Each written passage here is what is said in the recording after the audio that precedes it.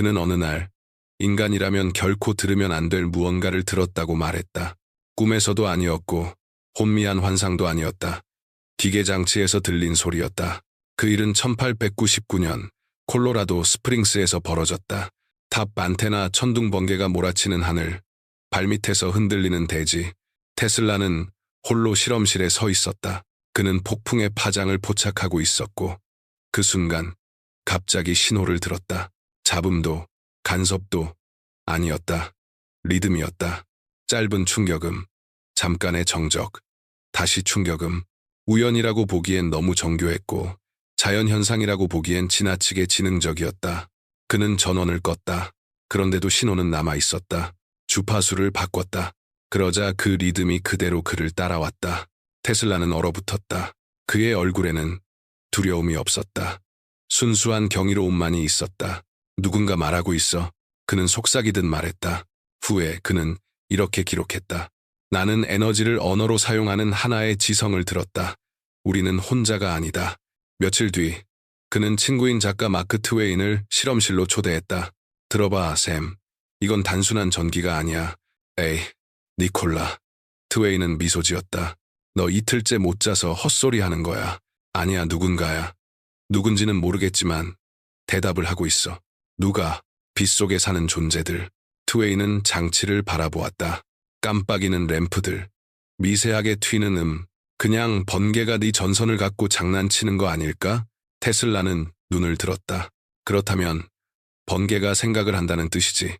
둘은 말없이 서 있었다. 방 안은 이상하리만큼 고요해졌다. 공기마저 멈춘 듯 했다. 램프가 한 번, 두 번 깜빡이더니 전원이 꺼져 있는데도 환하게 켜졌다. 트웨이는 움찔하며 물러났다. 이건 도대체 뭐야? 악마가 아니야. 테슬라는 말했다. 지성이지. 그는 창가로 걸어갔다. 밖에서는 폭풍이 미친 듯이 몰아쳤지만 실험실 안은 마치 천둥 자체가 내부에서 빛을 내는 듯 환했다. 테슬라는 천천히 거의 속삭이듯 말했다. 우리는 에너지를 힘이라고 생각하지. 하지만 만약 그게 의식이라면, 만약 우리 주변 모든 것이 살아있다면? 트웨이는 말을 잇지 못한 채 친구를 바라보았다. 그 앞에 서 있는 사람은 미쳐버렸거나 혹은 인간이 이해할 수 없는 무언가에 닿아버린 사람이었다. 그래서 넌 이제 어떻게 할 생각이야? 그가 마침내 물었다. 들을 거야. 테슬라가 대답했다. 만약 위험한 거라면 우주가 두려워하는 것이 무엇인지 알게 되겠지. 이후 트웨이는 한 편지에서 이렇게 적었다. 그는 빛을 하나의 살아있는 존재라고 말했는데 그 밤 나는 정말로 그 빛이 우리 말을 듣고 있는 것처럼 느껴졌다. 그 대화 이후 테슬라는 달라졌다. 그는 거의 실험실을 떠나지 않았다. 몇 주 동안 그는 대답을 기다리는 사람처럼 안테나 앞에 앉아 있었다. 신호가 돌아올 때마다 그는 저편의 지성이 자신을 관찰하고 있다고 느꼈다. 악의도 선의도 없이 단지 연구하듯이 그는 모든 것을 기록하기 시작했다. 리듬, 정지 구간, 주파수들, 그리고 어느 날 그는 깨달았다. 이 신호는 무작위 파장이 아니라 코드처럼 구조화되어 있었다. 누구를 위한 메시지인가?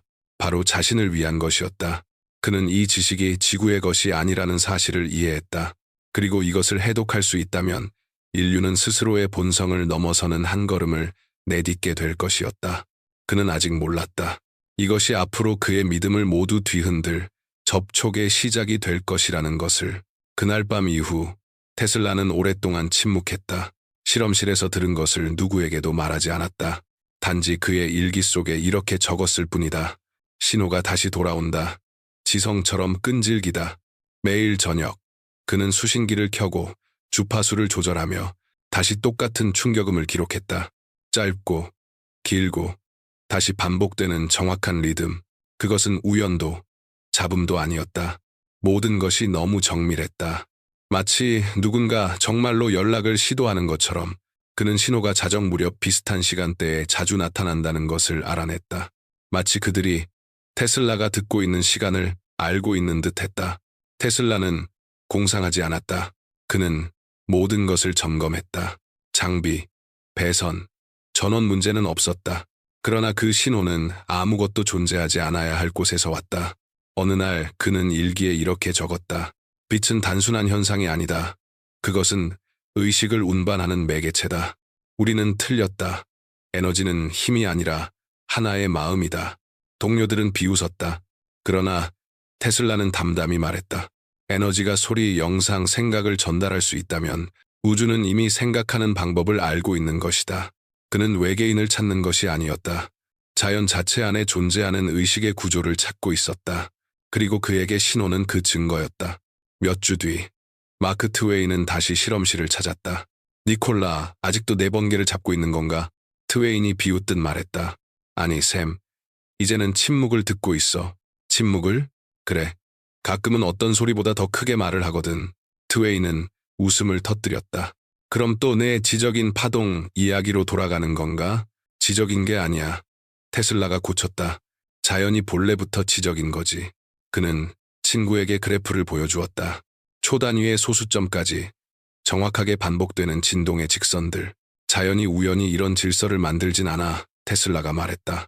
어딘가에 근원이 있다는 뜻이지. 라디오 방송국도 별도 아니야. 생각하는 무엇인가야. 트웨이는 그의 얼굴을 유심히 바라봤다. 그럼 그건 무엇을 원하는 거지?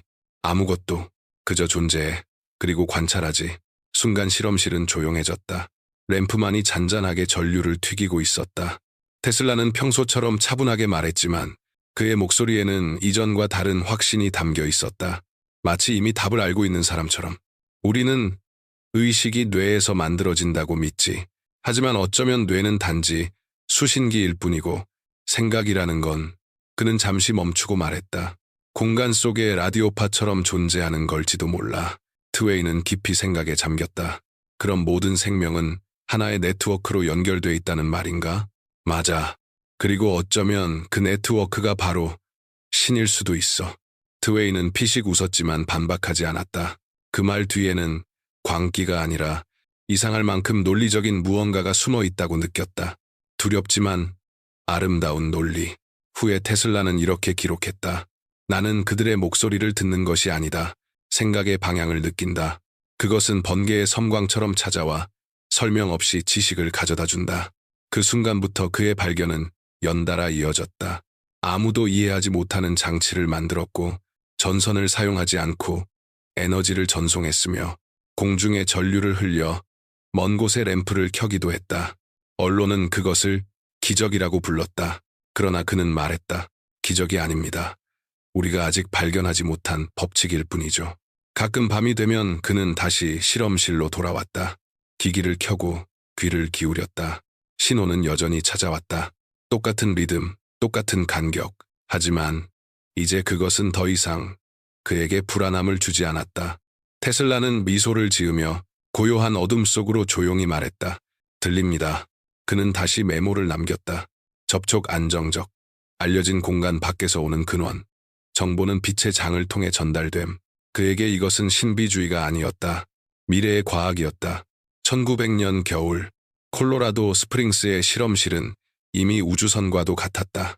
코일, 안테나, 구리구체, 빛나는 전기 아크.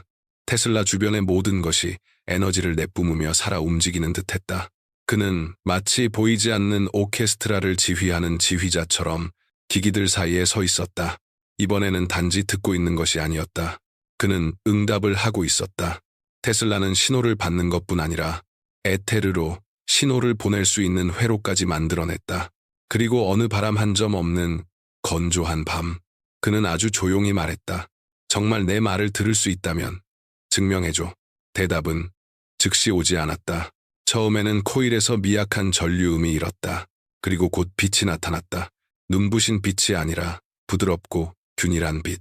마치 공기 자체가 발광하기 시작하는 듯한 느낌. 테슬라는 얼어붙었다. 그는 공간이 투명해지는 듯한 감각을 느꼈다. 그리고 그는 보았다.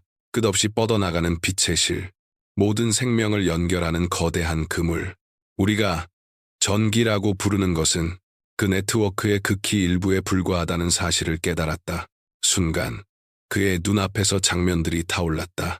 전선 없이 빛나는 도시들, 서로 모습을 보지 않고도 먼 거리에서 대화하는 사람들, 연료 없이 움직이는 기계들, 빛으로 가득 찬 세계.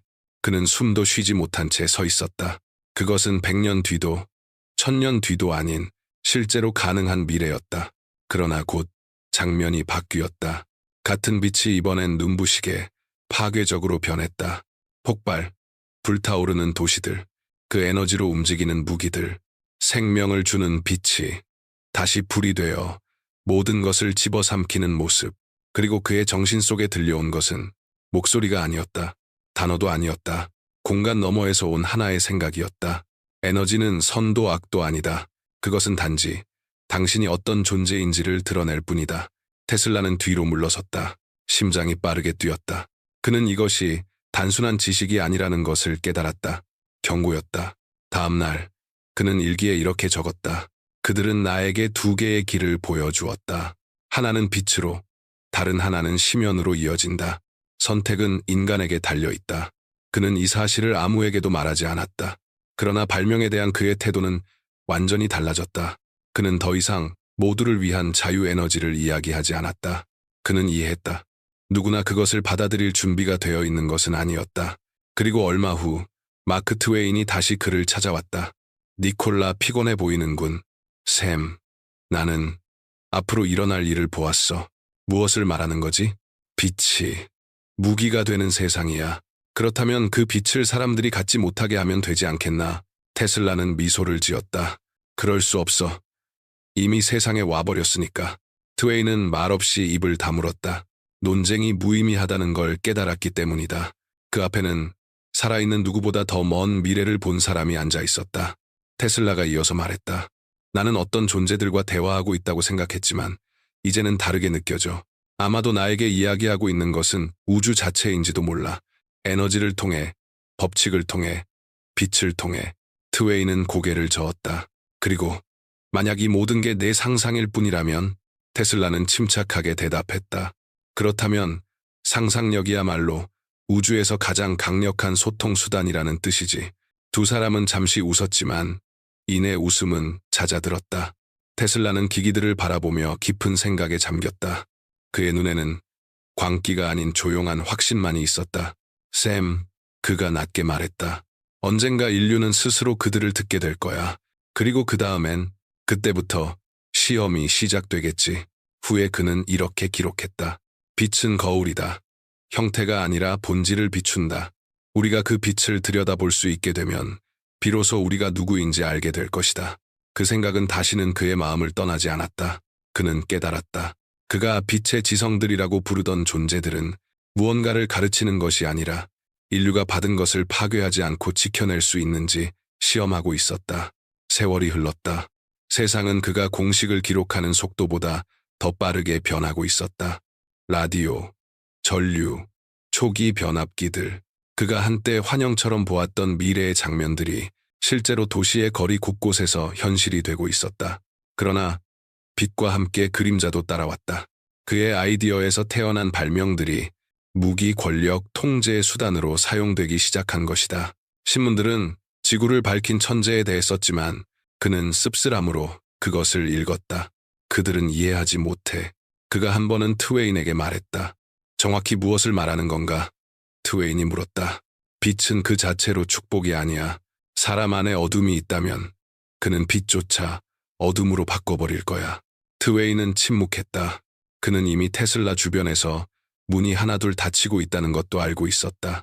투자자들은 떠났고 동료들은 그를 기이하다고 불렀다. 하지만 니콜라는 더 이상 논쟁하지 않았다. 그저 묵묵히 자신의 일을 계속했다. 가끔 그는 창가에 서서 뉴욕의 깜빡이는 불빛을 바라보며 조용히 중얼거곤 했다. 나는 그들에게 빛을 주었다. 이제 그 빛을 가지고 무엇을 할지 지켜보자. 그는 지적인 신호에 대해서도 점점 말을 줄여갔다. 신호가 사라진 것처럼 보였지만 정확히 말하면 더 조용해진 것이었다. 마치 관찰자들이 말을 멈춘 것처럼. 그의 일기에는 짧은 메모가 하나 남았다. 그들은 더 이상 응답하지 않는다. 그렇다는 건 이제 우리가 응답해야 한다는 뜻이다. 군 관계자들이 그의 실험실을 찾아왔다. 그들은 설계도를 요구했고 때로는 엄청난 금액을 제시했다. 그는 거절했다. 당신들은 이해하지 못합니다. 그가 말했다. 이 에너지는 파괴를 위해 만들어진 것이 아니에요. 하지만 그걸 발견한 건 바로 당신이지 않습니까? 그들이 반박하자 테슬라는 답했다. 내가 발견한 게 아닙니다. 나는 단지 들었을 뿐이에요. 그러던 어느 날 자신의 공식이 무기 개발에 사용되고 있다는 사실을 알게 됐다. 그는 오랜 시간 불도 켜지 않은 채 어둠 속에 앉아 있었다. 기기도 빛도 없이 그들이 경고했었지. 그는 스스로에게 조용히 말했다. 빛은 거울이다. 우리가 어떤 존재인지 그걸 그대로 비출 뿐이다. 그날 밤 그는 다시 수신기를 켰다. 침묵. 그러다 아주 희미한 충격음이 들려왔다. 짧고 길고 다시 짧은 바로 그 리듬. 그는 미소 지었다. 역시 떠난 게 아니었군. 그 순간 그는 이해했다. 그들이 간섭하지 않는 이유는 우리에게 선택할 권리를 주기 위해서라는 것을. 다음 날 아침 그는 마지막 공개 성명을 남겼다. 나는 인류가 두려움 없이 에너지를 다룰 수 있다고 믿는다. 그러나 그러기 위해서는 먼저 우리가 우리 자신을 다스릴 수 있어야 한다. 신문들은 그 말을 무시했다.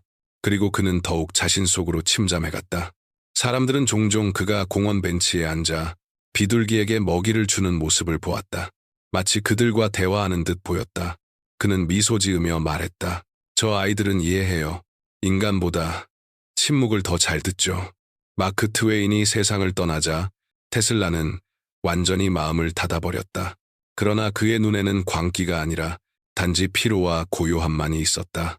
그가 남긴 마지막 편지 중 하나에는 이렇게 적혀 있었다. 빛은 배신하지 않는다. 단지 우리가 그 빛을 바라볼 자격을 갖출 때까지 기다릴 뿐이다. 전쟁이 시작되자 사람들은 그에게 다시 조언을 구하고 기술을 만들어달라 요청했다. 그는 단호히 거절했다. 나는 어둠을 위해 일하지 않을 겁니다. 과학자들은 비웃었다. 그러나 수십 년 후 그가 발견한 동일한 원리가 도시조차 파괴할 수 있는 기술의 기반이 되었다. 그 무렵 그는 깨달았다.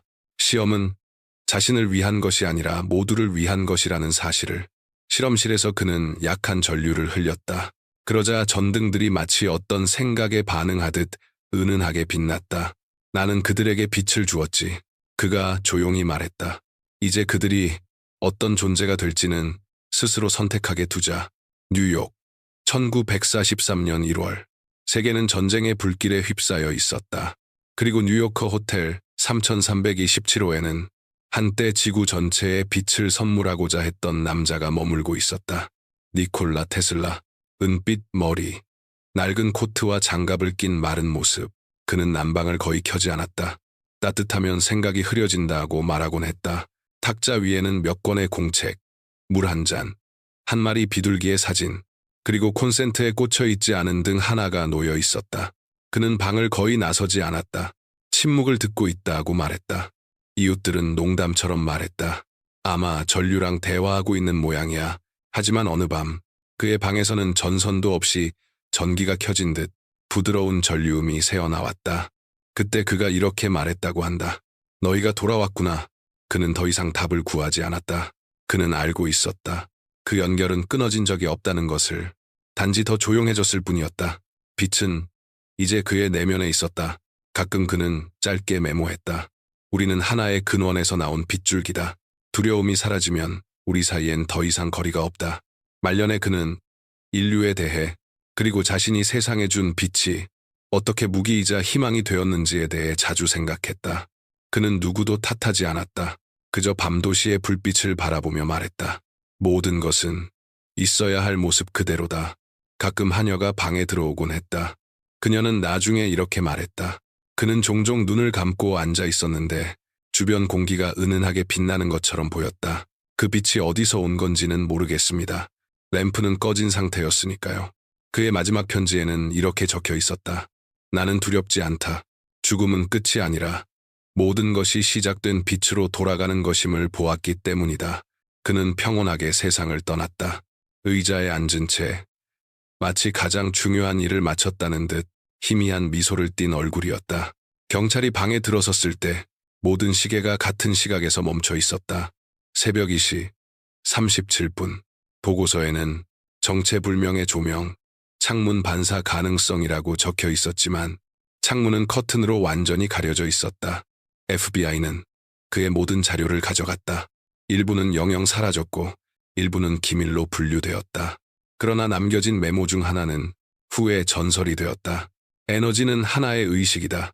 인간이 두려움 없이 생각하는 법을 배우게 되면 우주는 들리게 될 것이다. 수십 년이 흘렀다.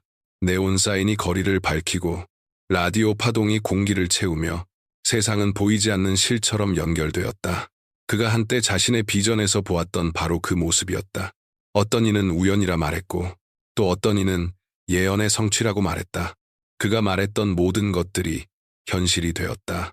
전선 없이 흐르는 에너지, 국경 없이 이어지는 소통, 그리고 사람들이 스스로 만들어낸 빛으로 하나가 된 세계. 그러나 그와 함께 그가 경고했던 것들도 찾아왔다. 의존, 탐욕, 통제. 인류는 여전히 시험을 치르고 있다. 가끔 전기를 다루는 기술자들은 말한다. 어딘가 깊은 곳에서 누군가 속삭이는 듯한 이상한 전류음을 들은 적이 있다고. 그들은 웃으며 말한다.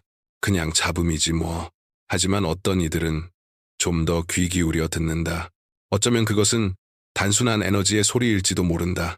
혹은 빛을 처음으로 들었던 한 사람이 남긴 기억하라는 신호일지도 모른다. 그리고 그가 남긴 질문은 오늘날 우리에게도 여전히 이어지고 있다. 당신에게 주어진 빛을 당신은 어떻게 사용할 것인가? 당신은 어떻게 생각하는가? 테슬라는 정말 이 세상 너머의 무언가를 들었던 걸까? 아니면 그의 천재성에서 울려나온 메아리였을까? 댓글로 당신의 생각을 들려달라. 어쩌면 그 대답이 빛이 오래전부터 기다려온 것일지도 모른다.